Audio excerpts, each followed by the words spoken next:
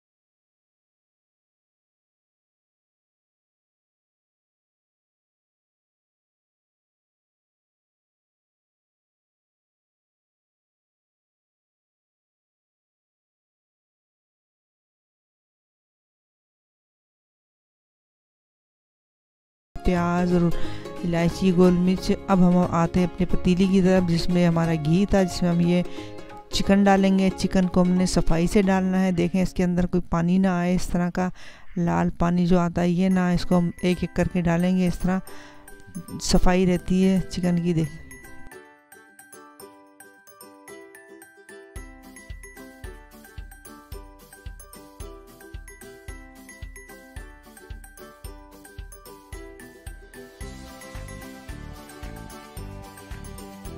Chicken हमने डाल लिया है। जब चिकन हमारा अच्छी तरह ब्राउन हो जाए तो फिर हमने तमाम मसाले जात इसमें डालेंगे। चिकन को अच्छी तरह ब्राउन करना है। चिकन हमारा ब्राउन हो चुका है। अब हम इसमें तमाम मसाला जात डालेंगे। सबसे पहले मैंने ये सुर्ख मिर्च डाली है। अब नमक डालूंगी मैं इसमें। अब इसमें नमक डालूंगी, ये नमक डाला है। अब मैं इसमें पिसा वाला में धनिया है। अब इसमें लहसुन डालूंगी, ये लहसुन है। अब इसमें अदरक डालूंगी, ये अदरक है, अदरक डाल रही हूँ। और इसके बाद हमें इसको थोड़ा सा पानी डाल के अच्छी तरह भूनना है। जितनी अच्छी तरह भूनेंगे उतना ही हमारा कौरमा अच्छा बनेगा। इसको भूनना है।